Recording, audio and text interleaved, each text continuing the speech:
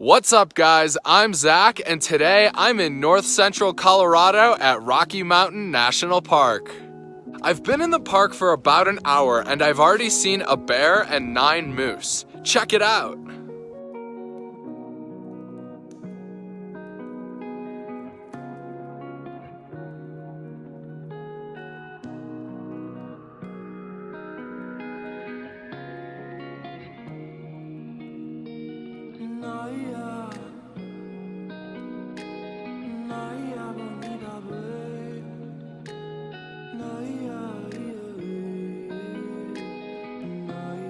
My plan for this national park is to explore the west side of the park today and the east side for the next 2 days after that. I'm currently standing at about 10,200 feet, and behind me are the Never Summer Mountains. I wonder why they're called that.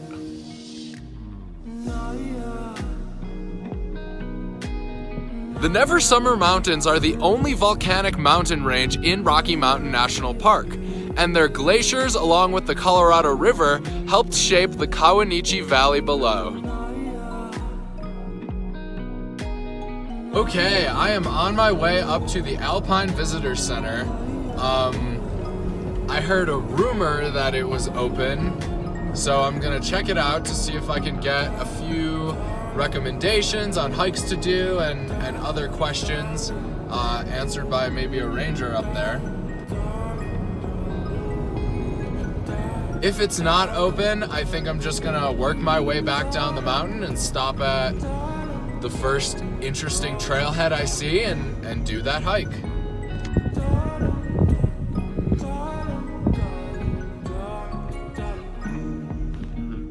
Well, the visitor center is closed.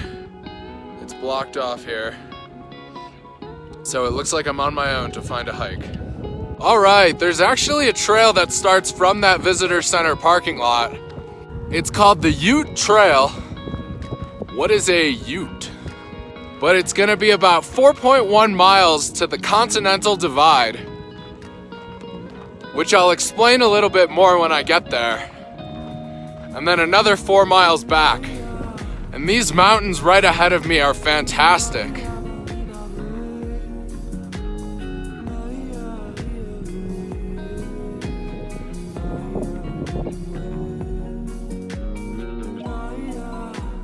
Alright, I'm at a big patch of snow here on the trail. It looks crossable as other people have evidently gone through it. There's lots of footprints here. So I'm gonna make my way across. Hopefully I won't get too wet.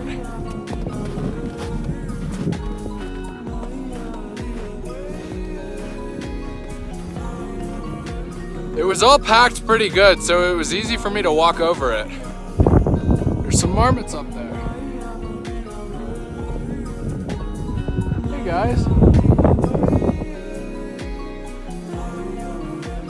More snow. I learned from a very informative sign that the Colorado River starts in the Never Summer Mountains. It starts out as a tiny stream that's just fed by snowmelt, and it goes on to provide water for 40 million people. Well, I've lost the trail. I mean, I can't find it anywhere. It's buried somewhere under all this snow. I'm hesitant to wander too far to look for it just because the vegetation here is really fragile and you're not supposed to walk off trail. I guess I'm gonna hike back now.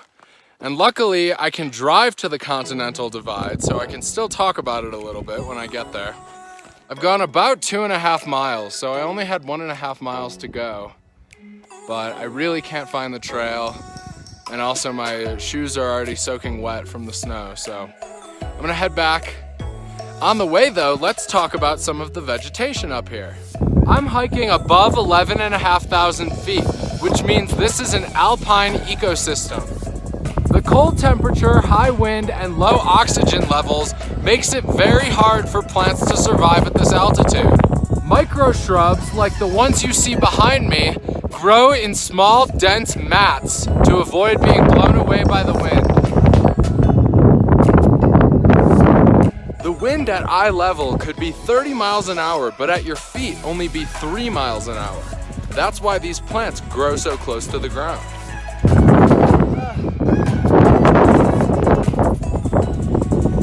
Try not to get my camera covered. Slide myself out here. Ah!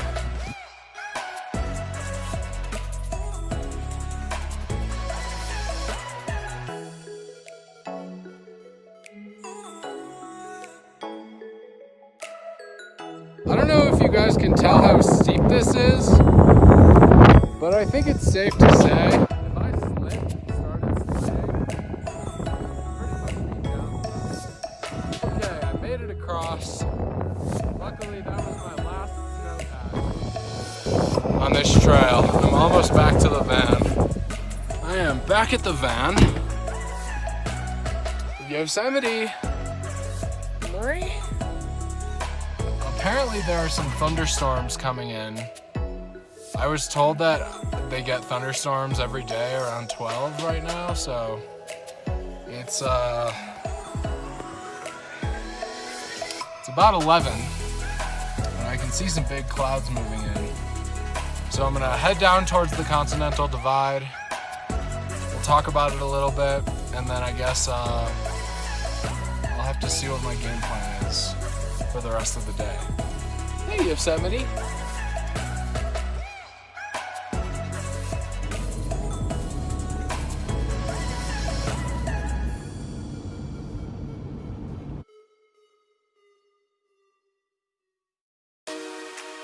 I'm standing at Milner Pass with an elevation of 10,759 feet, part of the Continental Divide. Water that falls on that side of the Continental Divide drains in the Pacific Ocean. Water that falls on that side of the Continental Divide drains in the Atlantic.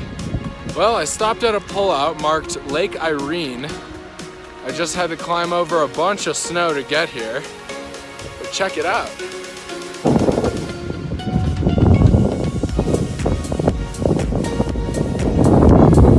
I think I'm just gonna accept the fact that my feet are gonna be soaking wet all day.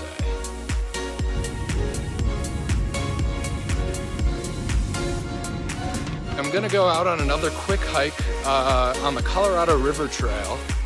I'm at much lower elevation, so it's a lot cooler. I mean, it's a lot warmer. Oh, hey guy. All right. Didn't even realize. I better keep my head on a swivel. There was a deer right there. Could have been a bear. I better pay attention. Something about hiking in the forest makes me so happy. Ooh, a river crossing.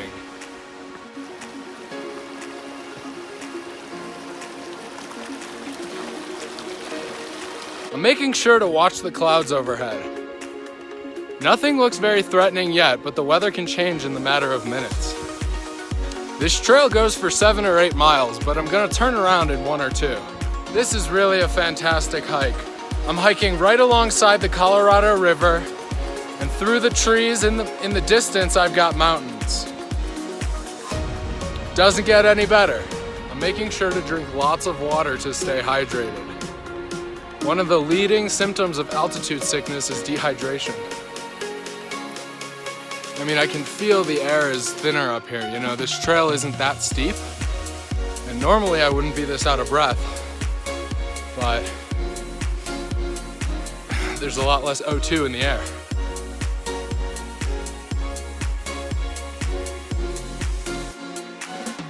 Listen, I can talk to birds.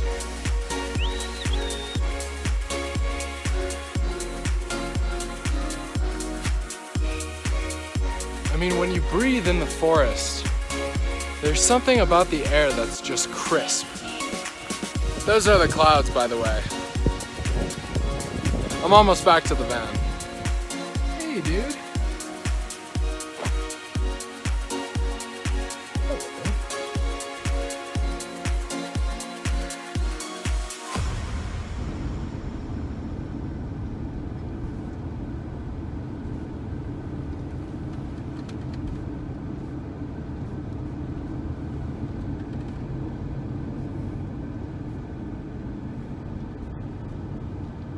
Okay, the weather looks like it's breaking. The sky's pretty clear.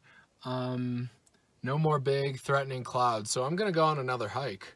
I've only got 3 days here because you need a reservation right now because of coronavirus to get into the national park. So I've got 3 days here. This is the only day I'm spending on this half of the park. The other 2 I'll be on the east side of the park. So I'm gonna do as much hiking on this side of the park as I can today. I've already done about 10 miles, but it's only 1:45. I am starting to feel a little tired though. So I'm gonna take, I bought this product that I found in Colorado. I'm not endorsing it. They're not paying me. I'm not even gonna say the brand name. But it's this little tin, and it has these little pouches of coffee, and it's just coffee, a little bit of sugar, and just added caffeine, and you put it in your lip. I know what it looks like. You put it in your lip. It says on the package there's no nicotine, it's not tobacco. You put it in your lip, and it gives you caffeine without having to drink a high-calorie coffee drink, or drink soda or something like that. And caffeine is a stimulant, which naturally just helps with altitude sickness. So I'm gonna hike with that because I'm feeling a little tired anyway. I've also been making sure Yosemite stays hydrated because altitude sickness can affect cats and dogs. Okay, so I'm at the Green Mountain Trailhead, which is right here. And I'm gonna take this 2 miles, 0.7 miles, and then 2.5 more miles to Granite Falls. So it'll be just over 5 miles there, and then just over 5 miles back.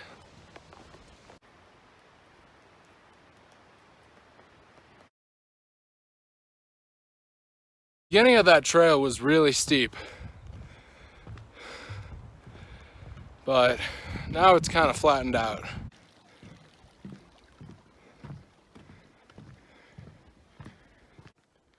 Okay, I've come to the first fork, which means I've gone 1.9 miles, and I'm gonna take a left. So I've only got 3.1 to go.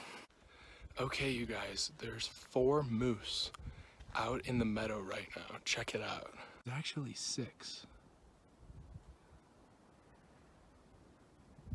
The trail is continuing towards the direction that they're in.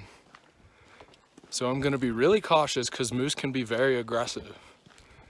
But I am excited to follow the trail and get closer to them and maybe get some better pictures. Well, I was mistaken. The trail curves away from the meadow pretty hard. So it looks like that was as close as I was gonna get to those moose. But I can't complain at all. I've seen 15 moose today, which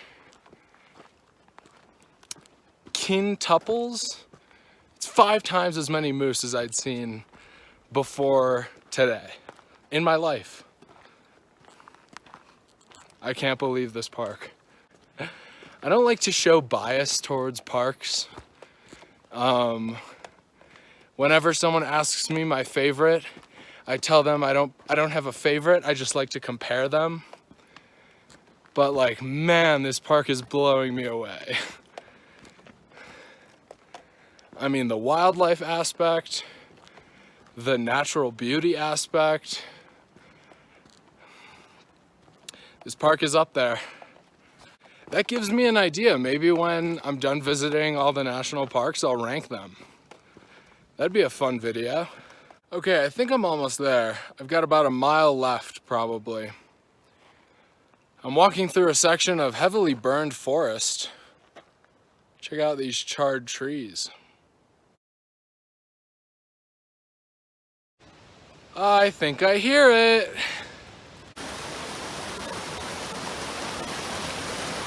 False alarm.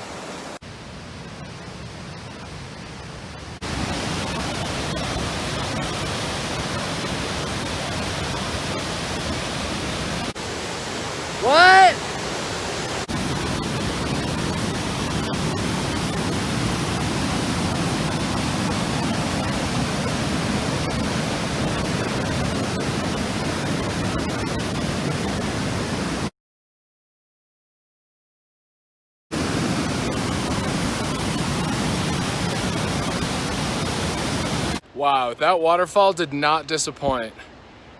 I rested for a couple minutes, took some pictures, but now I've got to start the 5-mile trek back to the van. It took me about 2 hours to get to the waterfall, and I expect about the same going back. Ooh, look, chocolates. Back in the burnt tree forest, it's way in the distance in that meadow, is a wolf or coyote or something. I was able to get a few shots of it on the camera.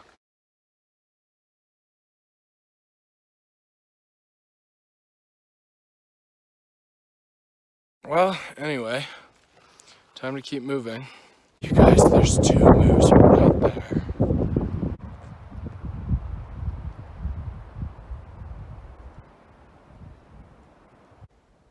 To be honest, I am quite worried that the rest of them are in the woods now. And this is not the place I would like to run into a moose.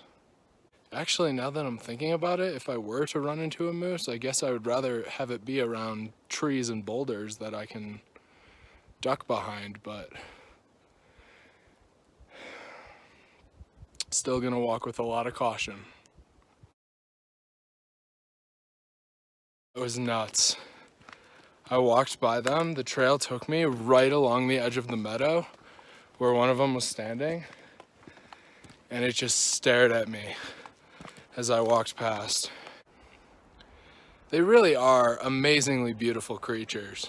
I would have felt lucky to even see one, but to see like 16 or however many I have today, it's been quite a day.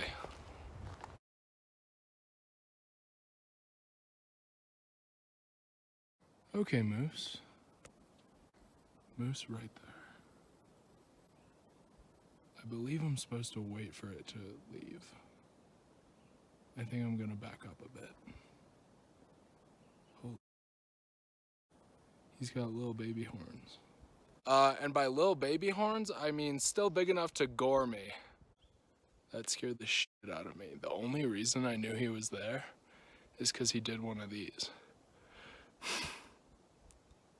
Big exhale. I probably would have walked right by him if he didn't do that. But knowing he's there, I definitely can't risk walking right past him. I mean, I'd be 20 feet from him, which is just way too close. While we're waiting, how many moose-related songs can you name? I don't think I can name any. Moose, the moose is on fire. Damn, these mosquitoes are killing me. Okay, moose, it's been about 5 minutes. Let's see if he's gone. I'm gonna record, because why not? Hey-oh, moose, same spot, perfect. Oh, he's laying down, too. Hey-oh, moose. Sorry for invading your spot. I'll be right on my way.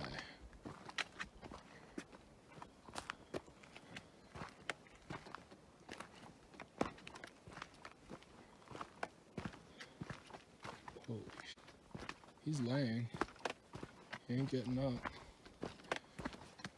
Bye, moose. Bye, guy. I'll be off. See you later. Okay. Okay. Well, that went well. I don't know if he was laying down the first time. As I look back, he's like running after me, right? No, I don't know if he was laying down the first time. I could barely tell the second time when I went, but I also knew where he was already.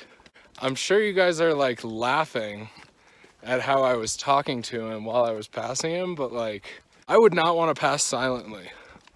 Because also that could be like, I don't know, something trying to kill him might want to go around silently, you know? I was making it known where I was at all times, which is a good thing around a moose. Also, I walked by this on the way to the waterfall, and it's like an old like log cabin. I don't know if it was used for like horses, but it's right next to the trail. You can see the door there. Looks pretty unusable now. Doesn't look like you could use it now. If you look closely, there's not a roof on it. It's one of the main requirements for shelter. Overhead cover. I don't think it's usable. All right, I've got 1.8 miles back to the trailhead. My knees hurt. I am ready to stop getting bit by mosquitoes, and I'm also ready to get back to the van, pet the cat, eat some food. Oh my God, I can't wait. Rest my legs, look at my pictures from today. Should be a good time. It's only 6:20, so I've got a while till sunset also. I made it back to the van exactly 2 hours and 2 minutes later. I've done over 21 miles today and don't want to do anything else except lay down on the ground, which I'm gonna do right now.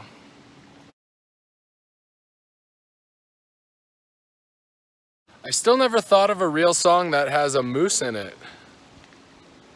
Moose like Jagger. Good morning, you guys. It's just past 6 a.m. I'm about to drive into the park. It is day 2.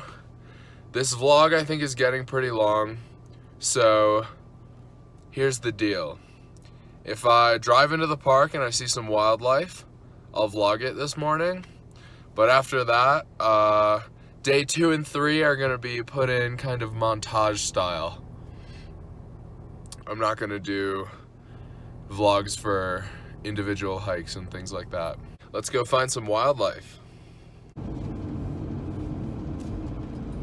If there's a bunch of cars on the side of the road, that means other people have already seen them and are out taking photos.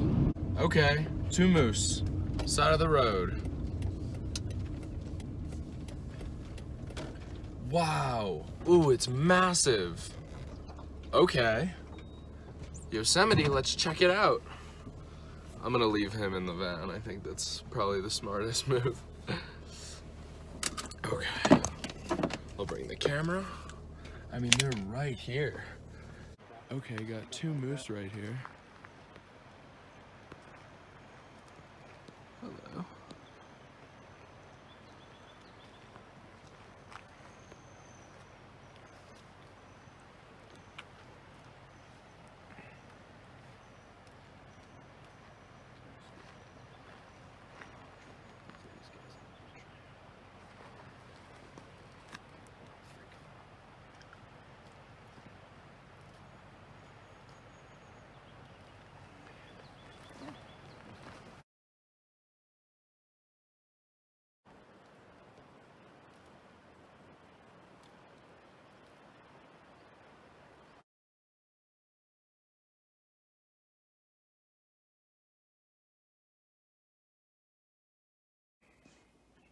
Look at that. Oh, it's a mama and her calf. Wow. I got my camera tripod out so I can get some better zoomed in video of this mama and baby moose. They're just sitting by the brush eating, having a good breakfast. It's really beautiful.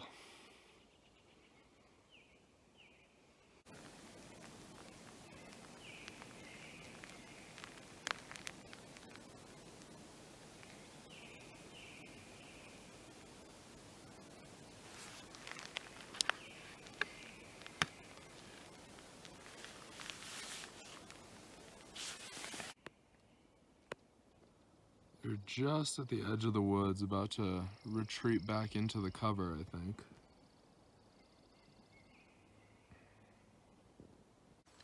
And they're gone, back into the cover of the woods. Wow. I didn't see a calf yesterday. That's the one thing I didn't see, but that was really a beautiful little, I mean, they're just doing what moose do. To them it's normal, but to me, that is just so special. I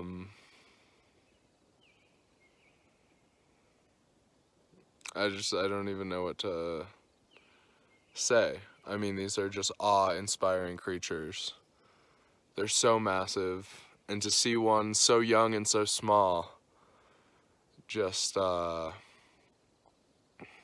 amplifies the magnificence. I think it shows that life starts off always so fragile.